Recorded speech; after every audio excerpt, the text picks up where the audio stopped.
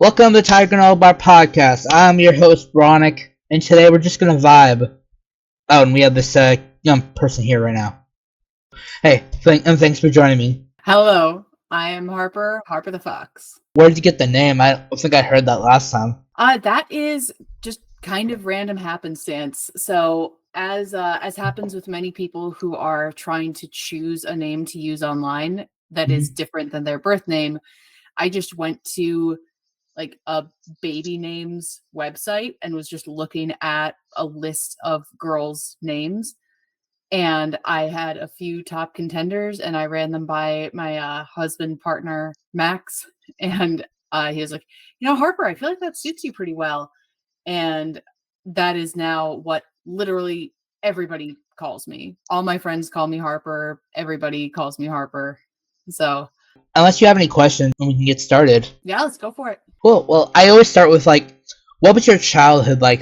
Take me back to the beginning, if you would. Yeah, I had I would say, pretty shockingly wholesome upbringing, given how weird my current life and projects are. Grew up in Minnesota suburbs with super wholesome parents, really sort of low key. I guess peg myself as sort of upper middle class upbringing. I did really well in school. I was super duper geeky, really into choir, drama, knowledge bowl, quiz bowl. I did all my AP classes, went to good college. That's the sort of very broad overview. So you were a mix between the nerd and musical kid? Oh yeah. Yeah, definitely very heavily involved with all things arts, very preoccupied with feeling like it was super duper important to get excellent grades and be involved in all kinds of activities, and that was going to be the secret. And it turns out that very little of that has proven to be directly relevant to my adult life. How do you mean that? There are a handful of skills that I learned in school, like how to memorize rapidly, that I use and are useful. And I think the ability to sort of effortlessly appeal to authority is occasionally handy. But the direct factual information that I was taught in school, very little of that has proven to be all that useful in grown-up life. Most of what I have found to be actually incredibly helpful, I have had to learn independently as a grown person and sort of seek out my own resources and learn how to manage my finances, manage my home, learn how to make money doing the things that I like to do, and all sorts of things that are just really not prioritized or taught in traditional public education and liberal arts education. So that I know you've just graduated now, right? I'm actually in my last year. Oh, okay. I did that a lot. I did kindergarten twice, so. Oh, okay. So you're the troublemaker. Oh no, the hospital kept me back. Oh, really? It's fine. I'm not even trying. I don't remember anything before 6th grade. I had a lot of head issues. They cut out a lot of my skull when I was I'm just gonna say baby, and so they kept me back and they kept me back, and I guess because I actually needed to learn, So yeah, that pretty much sums it all up. Was it injury or something that you were born with? Besides the lung issues, and when I was born, apparently I had extra bone growing in my skull, so they had to cut. I have a little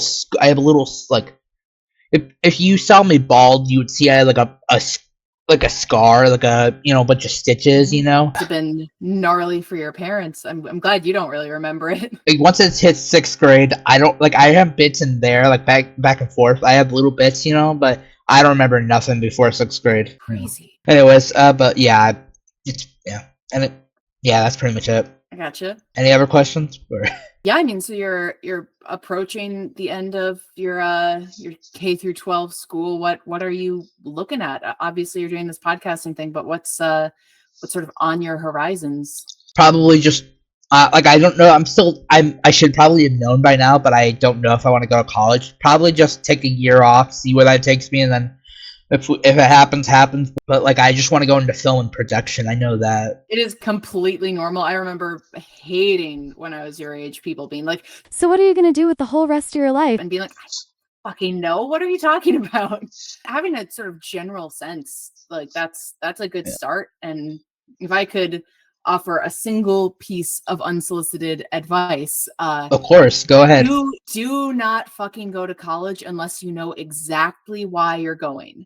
If you need a credential, if there is a reason to pay all that money, or I guess if someone is literally funding the entire experience for you, those would be the reasons to go. But if you're just thinking about it because you're sort of finding your direction skill, that's an awful lot of money to spend on just random ambling about. And I think that's what a lot of people, especially a lot of people my age, did. And they got into just terrible financial situations because of it. On the bright side, at least I get to go to Italy when I graduate. So woohoo! Yeah, what's bringing you to Italy? My cousin, they're planning the trip, but my mom wanted to take me to Italy, and so I got to go. I'm not gonna argue against that. Absolutely. Do you know where in Italy you're going to be going? Probably Rome, but I don't know the exact. I know we're going from Iowa to Chicago, and then we're gonna go to Italy. That'll be really fun. That is one of I've been a handful of places internationally, and I went to Rome, absolutely amazing. Florence was probably the most beautiful place I have ever seen, like the most beautiful city I've ever seen. Tasty food, awesome gelato. You'll have a really good time. It seems like a fun place. What was your family like? We discussed you were kind of the nerdy kid, but like how was your mom, dad, siblings? You get the idea. Nerdy kid from a nerdy family for sure. Very sort of.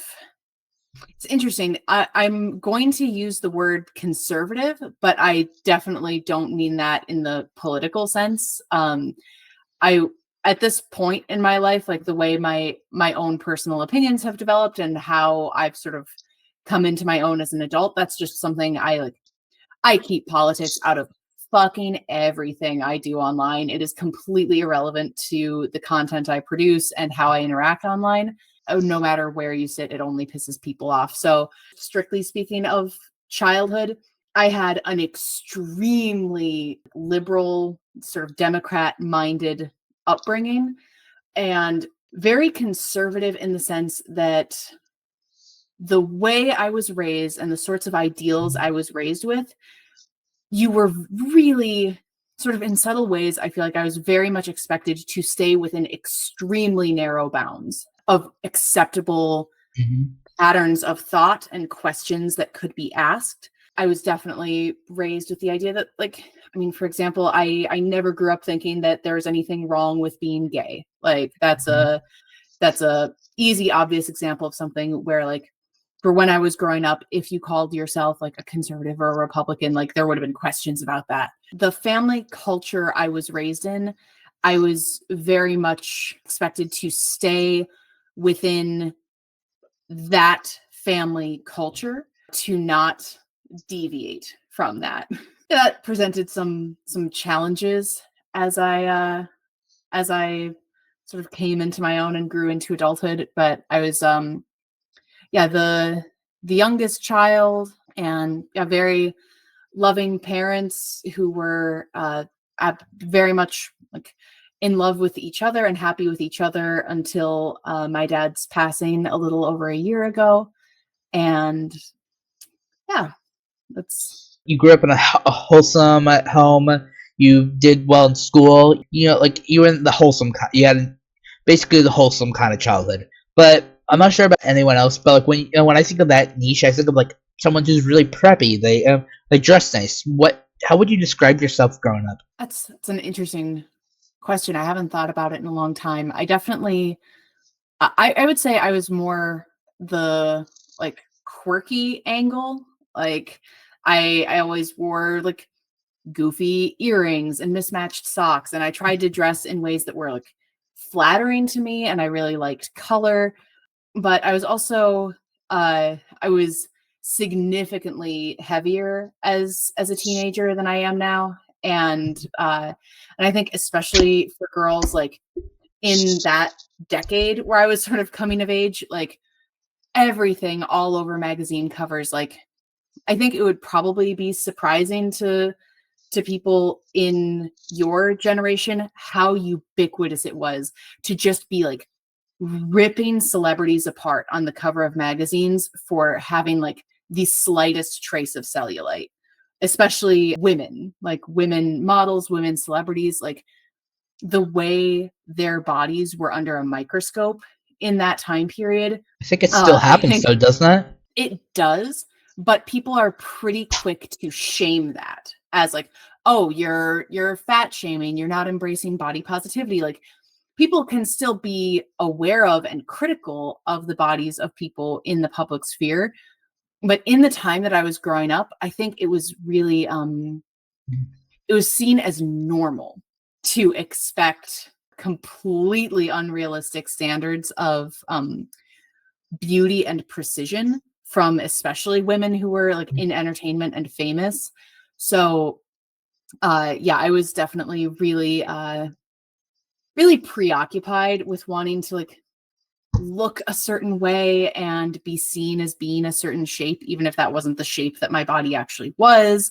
And so it was, yeah, it's just, I think it's probably always challenging to be a teenager who's coming into an adult body for the first time. Like, I think both for girls becoming women and boys becoming men, it probably just is universally hard. Even though you stayed in this like little era of your life, do you think you ever tried to rebel a little, like maybe become like a new person? Yeah, I would say that that happened for me. That kind of took root in my early 20s. I started to really embrace a bit more wildness.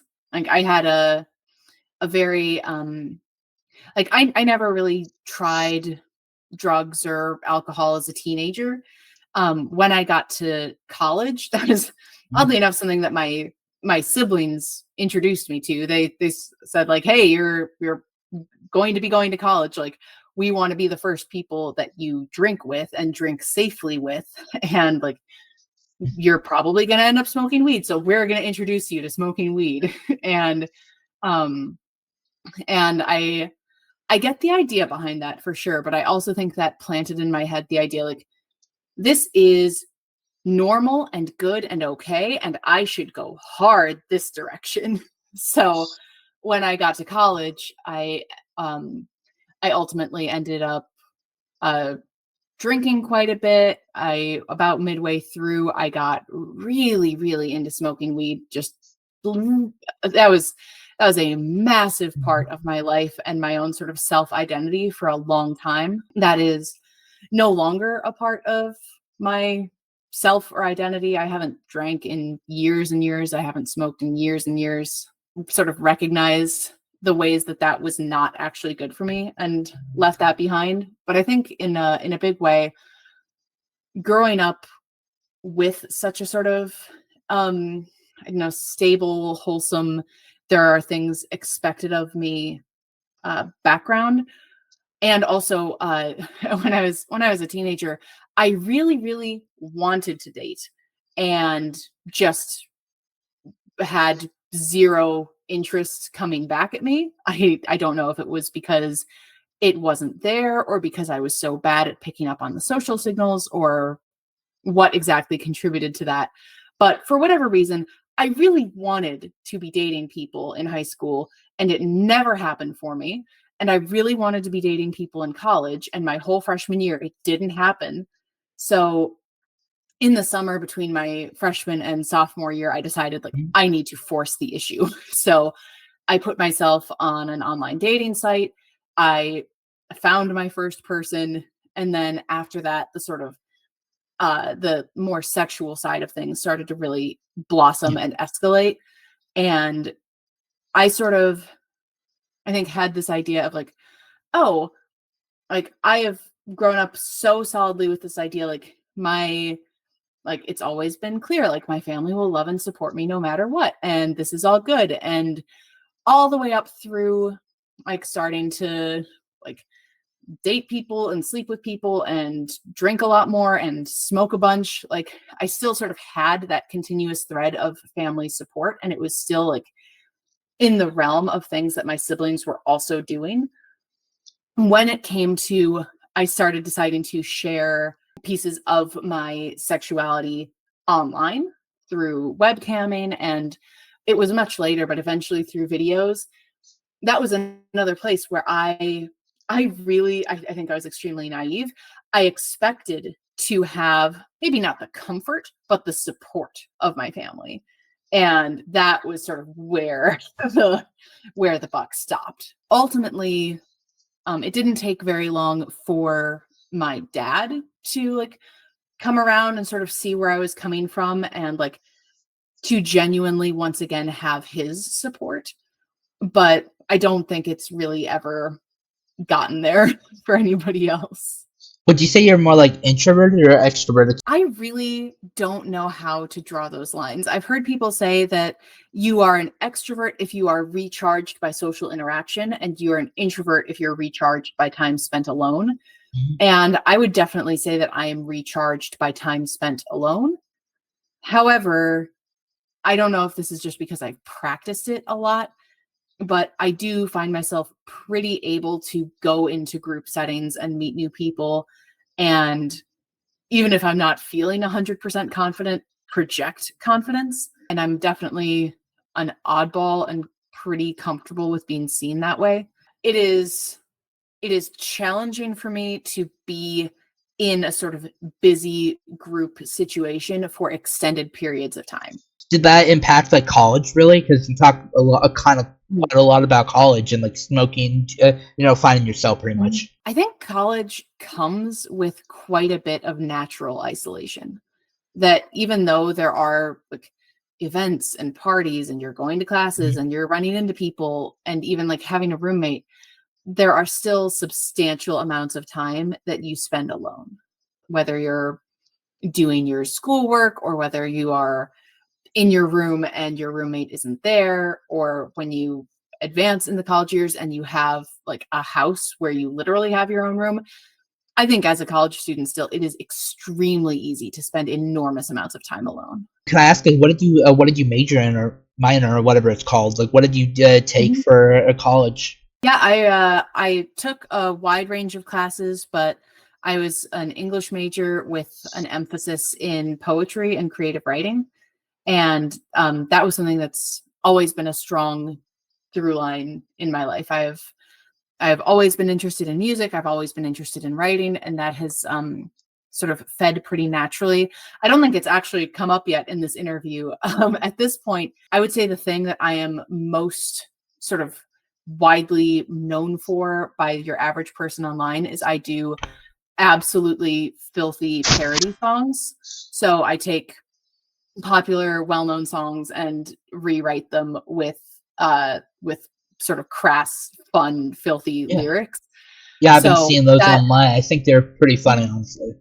well, thank you. Yeah, so I sort of fold in the writing and like rhymed verse background with the interest in music. So that's sort of come together in a nice way. When I was in college, I fully expected that I was going to write just the best poetry that everyone would recognize as obviously brilliant, and I would have an easy path into writing books and living in a cabin in the woods and being a famous and well-respected poet, which in its own right is hilarious. There's practically no such thing as a famous poet in the modern era. And that I would be poet laureate of the United States, and then I would die in my cabin in the woods. And that was going to be the trajectory of my life. But I'm really glad that my life didn't go that way. I think that would have actually been pretty miserable. what exactly in writing do you like so much? I like being able to take something that is sort of immediately recognizable and relatable and just put it in an entertaining package, whether it's taking something that is relatable but hard to articulate and making it articulated, or taking something that is relatable and packaging it in a funny, unexpected way. and just bringing sort of, surprise, delight. Sometimes it gets rage. A lot of people do not like what I do, but the people who do, I think, really like it. And the people who get enraged, I think, are largely people who just want something to be mad about. So in their own way, they're getting what they want out of the experience. So they were pretty much just hecklers on their own expense. Yeah, I think they're I think the more you are yourself online and putting out podcasts and doing things in public, you'll start to encounter more and more.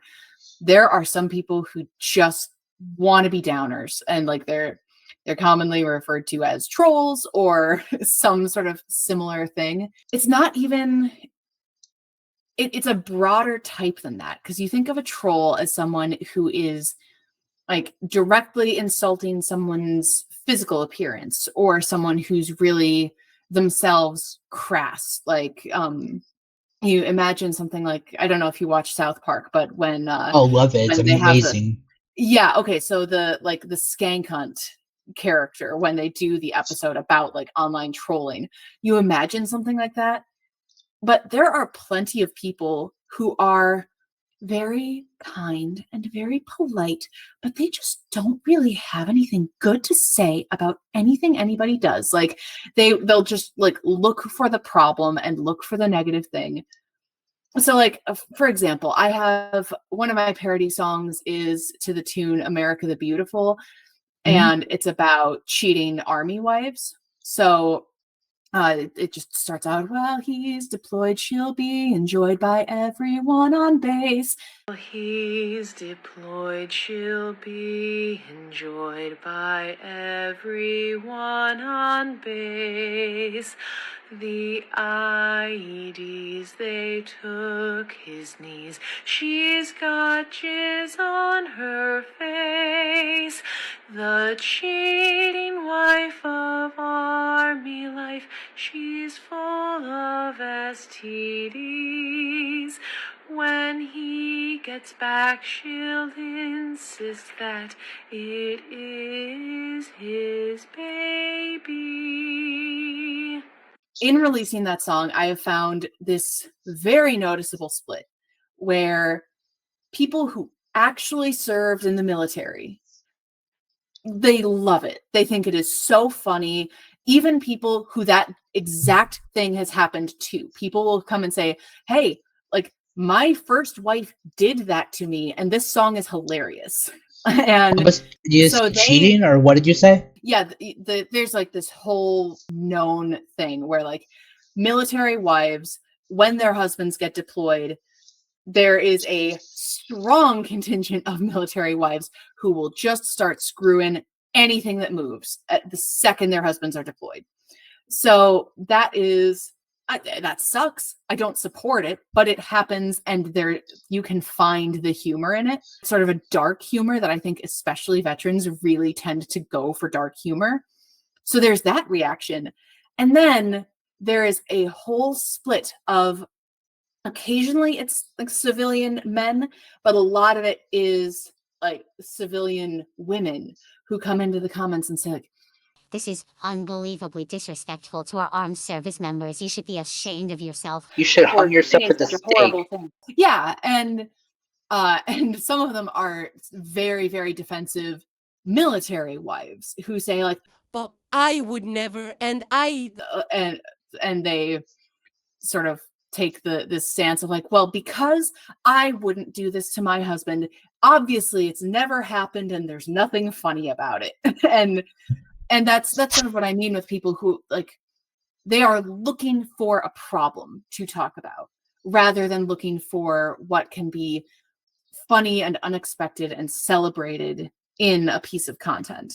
Was it like old like 60s, or like how old do you think like the majority of like when you were in this song you're talking about? Oh, everybody. I have people in the comments, just going by profile pictures, younger men, older men who are actively in the military, and there's a whole culture surrounding it. Like, I guess there's a thing where like on bases, it's pretty common. I've heard two different things. One, that if a woman leaves a bottle of laundry detergent in the front window of her house, that means her husband's deployed and she's looking to get some. Or if she leaves a broom on her porch, that means her husband's deployed and she's looking to get some. There are these like subtle signs that people in the military all know about and they talk about. They even they have a nickname for the guy who screws your wife when you're gone. They call him Jody. And there's this whole meme through the military of like, Jody's got your girl. And so actual military service members really enjoy the song. They think it's funny. And people who are not connected to that world sort of get offended on their behalf for no reason. They're all like, are your actual writing, am I correct? Yeah, I would say most of the songs are literally lyrics that I personally have written. Another section of them are things that my husband Max and I have written together. There are a handful that Max wrote and I use and love. It is 100% within our household. And yeah, most of it is just stuff that I think of when I should be sleeping, but I'm just like lying awake and I feel like I have to write it down before I can sleep. 100%. Even me, that's like what I do when I have like, oh, cool idea. Write it down, man. Write down the idea. But how many of you do you think you've written at this point? There's like they're all in short forms, pretty much. For ones that I have successfully kept track of and documented, there is close to 100. Most of the time, what I post is just a verse-chorus combo, but most of them are full parodies of the song. And over time, I will release like this verse-chorus combo, this verse-chorus combo, and sort of stagger releases. Some of them are just little snippets of ideas that I write and send out to sort of see how they do. Is the music kind of like a passion or just a fun thing to do? I definitely love it. Like I feel like when you talk about like your passion, I think that usually implies like a sense of like this is what I'm on this earth to do, like a very, very clear purpose. And I think for me, music and this kind of parody writing is more just like an unbelievable blessing that I am so excited to do and I really, really love doing and I have loved since I was small. So I think you could absolutely call it a passion. Am I passionate about what I do? Absolutely. For as goofy as it is, I really take it seriously. What would you say to like anyone who is like that? You know what I mean? Who doesn't take it too serious, but they still like to do it? Well, I think you sort of bring up something interesting that is the thing I think about when I think about like what would I say to musicians who are sort of heading towards career. And that is there is a profound difference between hobbyist and professional when it comes to anything in the field of arts. And if you are going to be a professional, you have to take the money side seriously. You cannot think of yourself as a sellout for getting paid. That whole dialogue is just absolutely poisonous to artists actually succeeding. And the fact is, like, if you are going to be a professional creative person in any capacity, a huge amount of the work is not very glamorous. It takes a lot of thought. It takes a lot of rigor. And it takes doing a lot of things that are not directly producing your art. If all you want to do is produce art, don't expect to get paid for it because you have to take the side of getting paid for it seriously and treat that like its own job. So if that's something you're just not willing to do, then your best path is probably like find a job you can live with and do your art on the side for your own satisfaction. But you can't expect anything creative to be your job if you aren't willing to actually aggressively pursue how to get paid for it. You and your husband met each other. I think we talked about this in like the previous interview. Back in like 2012, you mentioned that's kind of like when you guys met, you kind of started working together and maybe dating. I'm not completely sure on that. But what do you mind talking about? Like, what was it like meeting Max? Well, we met 2011. So I think what you're thinking of is I first started dabbling in any kind of adult content in 2012, like late 2012. So we'd already been together for well over a year before that started. Meeting Max was unexpected and awesome. At the time, I was living in a place I had never lived before and had no plans to live again. I was in a suburb of New Jersey, right near New York City, and Max was living in New York City. And I was just setting up dates with people that summer. And Max was just one of the people that I had set up a date with. And we just really clicked in a big way very, very quickly with zero expectation of anything continuing past the summer because we lived in completely different places. We had completely different trajectories. So it was sort of a known thing. Like, okay, we're going to like see each other for a few weeks and this is going to be fun and then bye. And then in the end, that is not what happened. We've been together almost 15 years and have 2 kids and a third on the way and have been working together our entire relationship. But something that we sort of connected over very early on was the ways in which we are creative. We are both very, very passionate, creative, driven people who were pretty determined, like one way or another, the things that I love and the things that I love to create are going to be how I get paid. So we have basically, since we met, been working on that together. At what point do you think you said 2011, you started like the whole OnlyFans, making that kind of stuff online? And this is kind of just so interesting for me, the way the landscape has changed over the years. I'm going to try and like paint a picture. For as ubiquitous as OnlyFans is these days, it is a very, very new platform. Nothing like that existed when I got started. How do you mean? There was no adult-friendly subscription platform that you could create. There were very, very few adult-friendly platforms you could work on.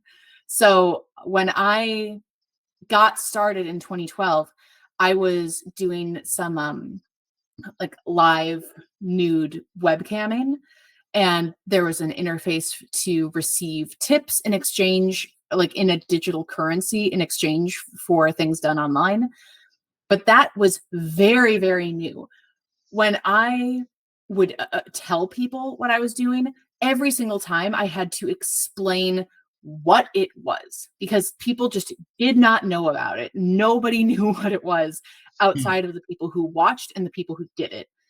And now I think when you refer to a Camgirl, I think a lot more people actually know what that is.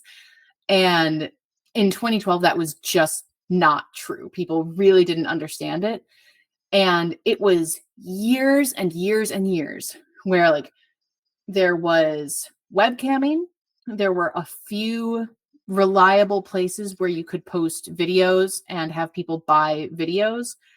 And there was nowhere that you could have any sort of personally captured fan base, something in the realm of Patreon, but for adult content. It didn't exist. And Max and I tried for years and years and years to come up with something, some way to capture that, because we knew from very early on, like if you can develop a fan base and get them to be interested in paying you a little bit every month, that is a huge solid way to build a real income. And it just didn't exist. Payment processors are the big obstacle. They are very, very skittish about adult content and will just place exorbitant fees on those transactions. And it makes it pretty impossible to run that kind of business model. But when OnlyFans came onto the scene and started really taking off and sort of solved the problem of how do you do this in a way that payment processors can accept?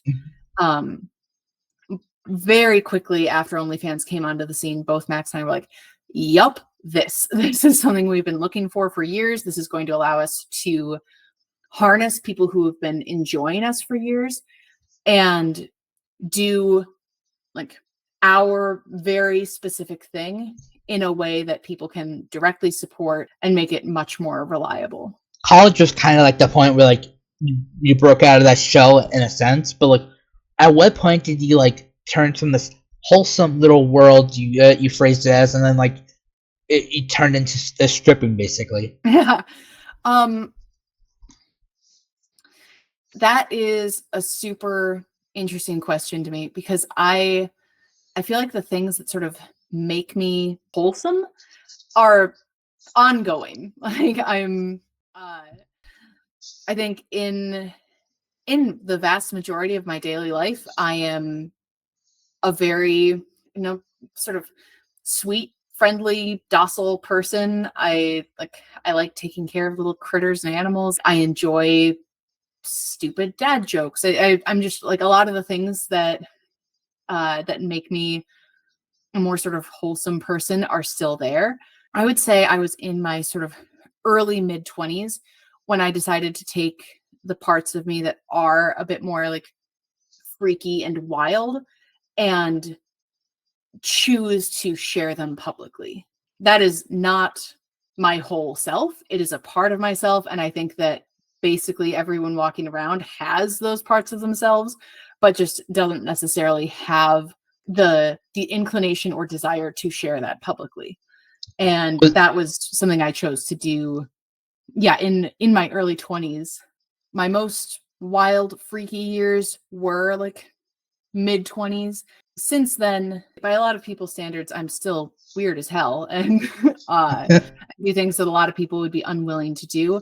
However, the vast majority of my day-to-day life is pretty tame. I don't do drugs. I don't drink alcohol. I spend like 90% of my waking hours actively taking care of my small children.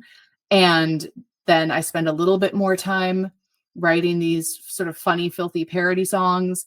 And then largely my adult platforms at this point, I have the ability to do like very, very high priced commissioned new content that comes in every now and then. Very, very occasionally I will create something new, but mostly I am sort of harnessing the power of and cycling through content I have already made. Sort of back in like when you were in college, are you pro smoking, drugs, that kind of stuff? Would you say you're still pro that? I would say, first of all, it is incredibly personal, and I would not I would be the world's biggest hypocrite to judge anyone's choice to try consume drugs and alcohol. I think that for as much as I was raised with like drugs are bad, alcohol is bad, they sort of missed the point on why. And I think especially when it comes to pot, when it comes to weed, I think it's in the narrative a little bit more now. But the whole time that I was starting to smoke and smoking all the time, the sort of talking points in the group of people who smoked weed were like weed is a completely non-addictive substance. It's natural. It's completely fine for your body. Like all it does is help you be more creative and relax, and it soothes your nausea and it kills your headaches, and it's just this sort of magical wonder drug, which I bought into for a lot of years. But one of the things that made me ultimately decide to quit was well, a couple things. Every time I had tried to slow down or quit, I absolutely hated it. I was a complete wreck, and all I wanted to do was smoke, which I think is one of the clearest definitions of addiction that you can have. I think of all the things I've quit, weed was by far the hardest, like just light years the hardest. So the idea that it's non-addictive, I think, is absolutely ludicrous.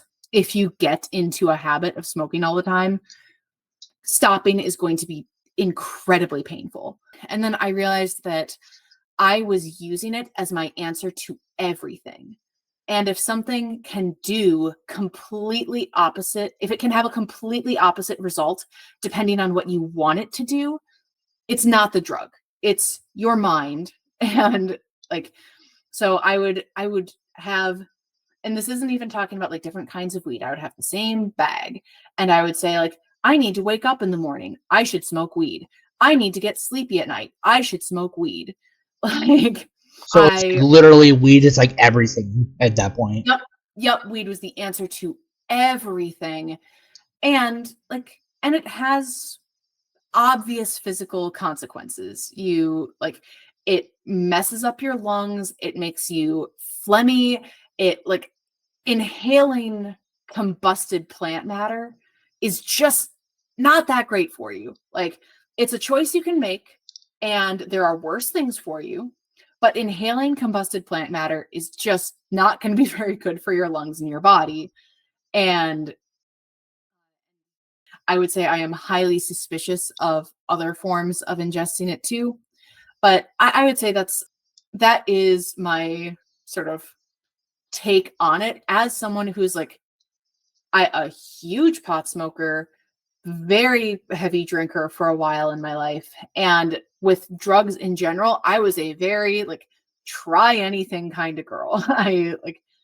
Basically, if someone I at all trusted handed me a thing and said, "Hey, this is great, you should try it," it's like, okay, and just gave it a whirl. I have plenty of fun memories from doing that. I have things I've learned about myself from doing that. But yeah, to sort of put a bow around all of that, I think the conversation about why drugs are bad, from my experience, really missed the point. So when I started trying them, I was like, oh, all these things I heard, that's not what this is like at all. But I had a much harder time seeing the things that were actually damaging my life and making it harder for me to pursue my goals. There been a point in your life where or even a sliver currently, you're worried, oh, the smallest person could find it, even maybe your children one day. It's a risk. It's out there. It feels pretty similar to I imagine how a Hollywood actor would feel who's doing a highly disturbing role and is being portrayed but let's just take a different direction. That they're being portrayed doing extremely evil and violent things. They would not want children, or especially their own children, to see them in that capacity, especially when they are too small to understand what it is they're seeing. Yeah. So it is for any parents or guardians, the responsibility is on them to as best as they can safeguard what it is that their children are consuming. Having some amount of it's tricky to talk about. Having some amount of exposure to sexuality and adult content before you literally hit the age of 18, that's been a thing for all of human history. There is, I think, healthy and productive ways to start to bridge that gap with pubescent kids who are starting to sort of have questions and understand things a little bit more, and to sort of help them grow and understand what's out there and what they're feeling and what they're interested in. There are healthy and productive ways to do that. And I think close your eyes, it's all evil prohibition is maybe the worst possible approach, or just wishing away the fact this kind of content exists. I make my content for consenting adults who are looking for it.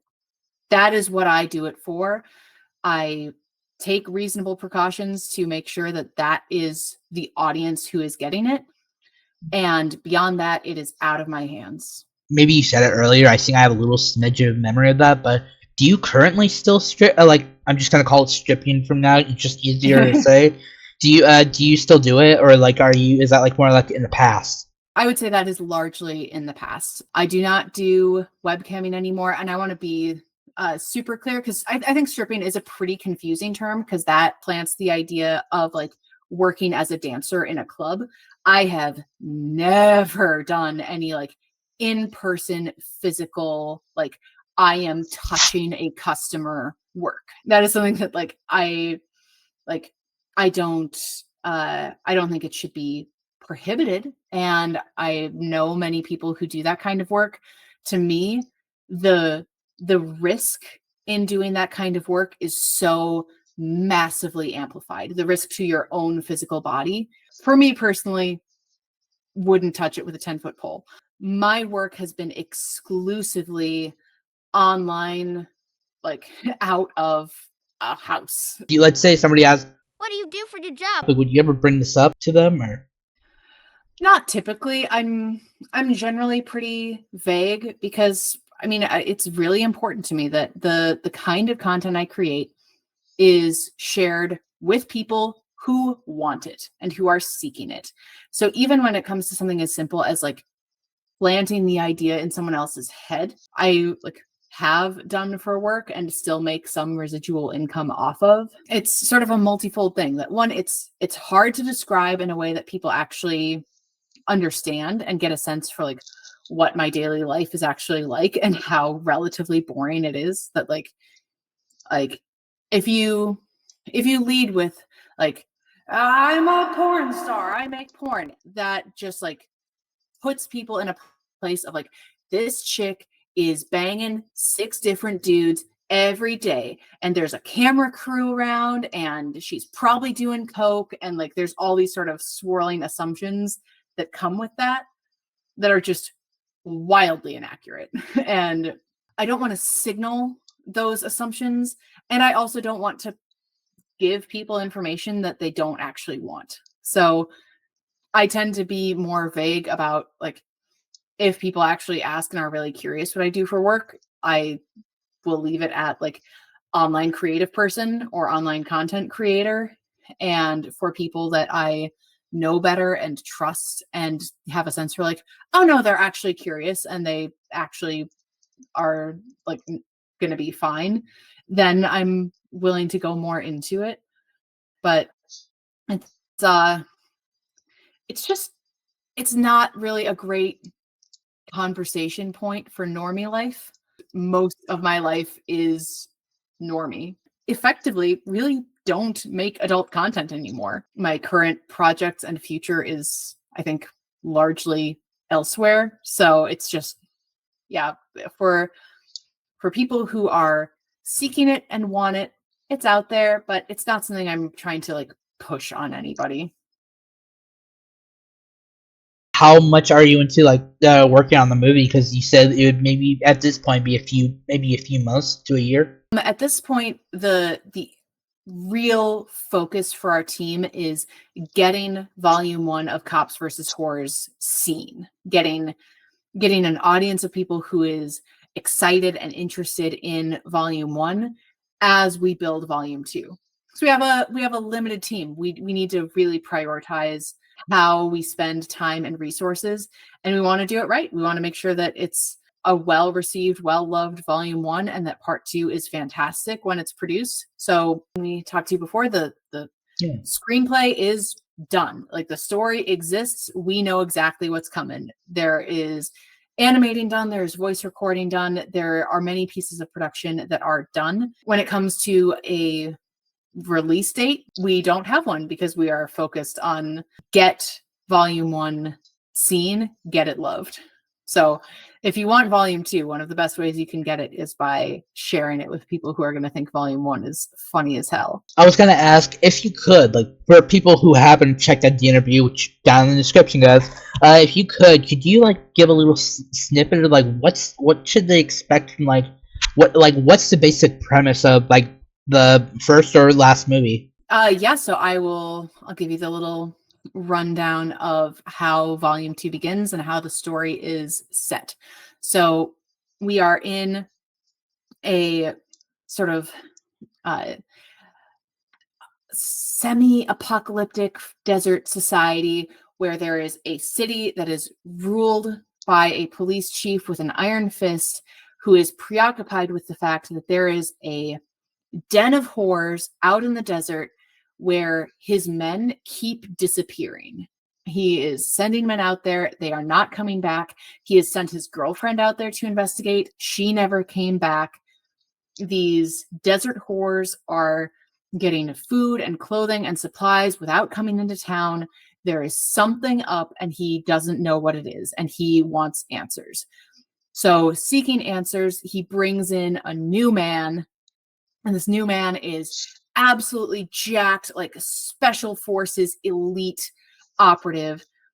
His task is to strap on a bikini, pose as an aspiring whore, and infiltrate the organization to uncover where is the missing girl, what has happened to these cops, and what is going on with these mysterious desert whores. I would say all of that is what you get in the first 10 minutes of the movie, not spoiling a single thing. And it gets weirder and darker and funnier from there.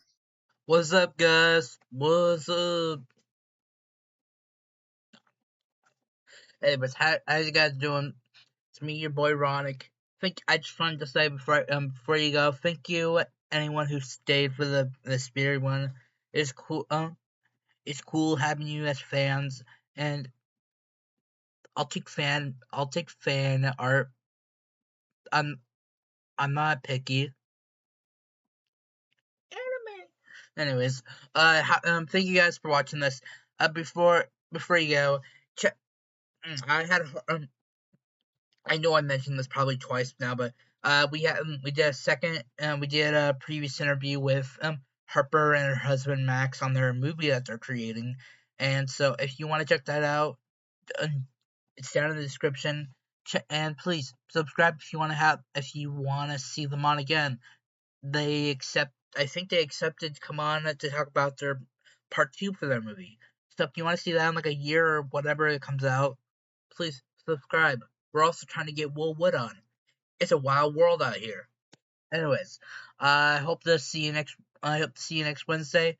I don't know if I posted in my little post community place, but I don't know. But even though this will be out in September, September 24th, I believe, I'm not with school and everything. I'm a senior this year. I want to actually be good. I want to actually have a decent grades. Not even if I don't go to college, I still want to.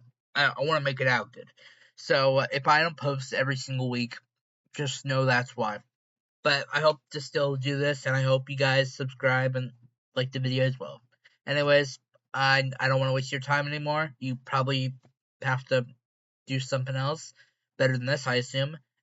Anyways, I'll let you go. Have a good day. Peace.